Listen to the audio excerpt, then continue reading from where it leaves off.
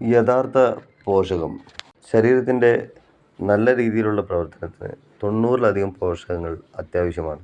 പക്ഷേ ഇവ മുഴുവൻ നാം ഭക്ഷണത്തിലൂടെ കഴിക്കേണ്ടതില്ല. അത്യാവശ്യമായിട്ടുള്ള 6 പോഷകങ്ങൾ ഭക്ഷണത്തിലൂടെ ലഭിച്ചാൽ ബാക്കി വരുന്നവ ശരീരം സ്വന്തമായി നിർമ്മിച്ചുകൊള്ളും. അതുകൊണ്ട് തന്നെ ഒരു വ്യക്തി കഴിക്കുന്ന ഭക്ഷണത്തിലൂടെ 6 പോഷകങ്ങൾ നിർബന്ധമായും ശരീരത്തിൽ ലഭിച്ചിരിക്കണം.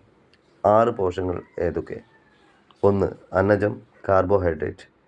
2. കൊഴുപ്പ് അഥവാ ഫാറ്റ്. 3. വെള്ളം വാട്ടർ. 4. മാംസ്യം അഥവാ പ്രോട്ടീൻ. 5. വിറ്റമിൻ.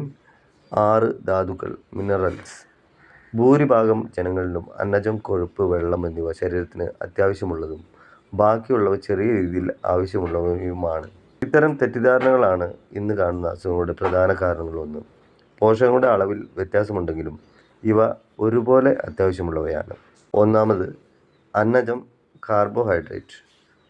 നമ്മുടെ ഊർജത്തിൻ്റെ എനർജിയുടെ മുഖ്യ ഉറവിടമാണ് അന്നജം. ഒരു വ്യക്തിക്ക് ദിവസം 200 മുതൽ 700 ഗ്രാം അന്നജം മതി.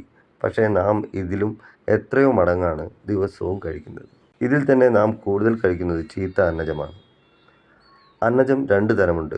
സിമ്പിൾ കാർബോഹൈഡ്രേറ്റ്, ശരീരത്തിൽ പെട്ടെന്ന് ലയിക്കുന്നത്. ഇവ കൂടുതൽ അളവിൽ സ്ഥിരമായി കഴിക്കുന്നത് ശരീരത്തിന് ദോഷം ചെയ്യും. ഇൻസുലിൻ ഉൽപ്പാദിപ്പിക്കുന്നതിൻ്റെ അളവ് കൂടുന്നത് മൂലം ഭാവിയിൽ ഇൻസുലിൻ റെസിസ്റ്റൻറ്റ് എന്ന അസുഖത്തിന് കാരണമാവുകയും പ്രമേഹത്തിലേക്ക് നയിക്കുകയും ചെയ്യും. ചീത്ത അന്നജത്തെ പെട്ടെന്ന് മനസ്സിലാക്കണമെങ്കിൽ വെളുത്ത നിറമുള്ള മിക്ക ഭക്ഷണവും സിമ്പിൾ കാർബോഹൈഡ്രേറ്റ് ആണ്. ഉദാഹരണമായി മൈദ, പഞ്ചസാര, തവിട് കളഞ്ഞ അരി, അരിപ്പൊടി മുതലായവ. നല്ല അന്നജം കോംപ്ലക്സ് കാർബോഹൈഡ്രേറ്റ്. ഇവ ശരീരത്തിൽ വളരെ പതുക്കെ മാത്രമേ ലഭിക്കുകയുള്ളൂ. തവിട്ട് നിറമോ ചാര നിറമോ ഉള്ള അന്നജമാണിത്. ഉദാഹരണമായി തവിട് കളയാത്ത അരി, ഗോതമ്പ്, രാഗി മുതലായവ. 2. കൊഴുപ്പ് ഫാറ്റ്. കൊഴുപ്പ് ശരീരത്തിൻ്റെ നിലനിൽപ്പിന് അത്യാവശ്യ കാര്യമാണെന്നുള്ളത് പലർക്കും അറിഞ്ഞുകൂടാ. കൊഴുപ്പ് 2 തരമുണ്ട്. 1. പൂരിത കൊഴുപ്പ് സാച്ചുറേറ്റഡ് ഫാറ്റ്. തണുത്തു കട്ടിയാകുന്ന മിക്ക കൊഴുപ്പുകളും പൂരിത കൊഴുപ്പാണ്. ഉദാഹരണമായി വനസ്പതി. ഇന്ന് നമ്മുടെ ശരീരത്തിൽ അമിതമായി കയറിക്കൂടുന്നത് ചീത്ത കൊഴുപ്പാണ്. നമ്മുടെ ശരീരത്തിൽ പൂരിത കൊഴുപ്പിനോട് കൂടെ തന്നെ അപൂരിത കൊഴുപ്പ് ഉണ്ടെങ്കിൽ കൊഴുപ്പ് മൂലമുണ്ടാകുന്ന അസുഖങ്ങളെ ഒരു പരിധി വരെ നിയന്ത്രിക്കാം. 2. അപൂരിത കൊഴുപ്പ് അൺസാച്ചുറേറ്റഡ് ഫാറ്റ്. ഇവ തണുത്താൽ കട്ടിയാകാറില്ല. ഉദാഹരണമായി മീനെണ്ണ, സോയാബീൻ എണ്ണ, സൺഫ്ലവർ ഓയിൽ, ഫ്ലാക്സീഡ് ഓയിൽ മുതലായവ. 3. വെള്ളം അഥവാ വാട്ടർ. ശരീരത്തിൽ 60% വെള്ളമായതുകൊണ്ട് തന്നെ ഏറ്റവും കൂടുതൽ ആവശ്യമുള്ളതും വെള്ളം തന്നെ.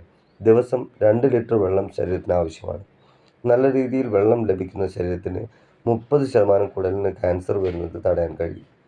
അതുപോലെ തന്നെ സൗന്ദര്യം വർദ്ധിക്കുകയും ചെയ്യും. 4. മാംസ്യം അഥവാ പ്രോട്ടീൻ.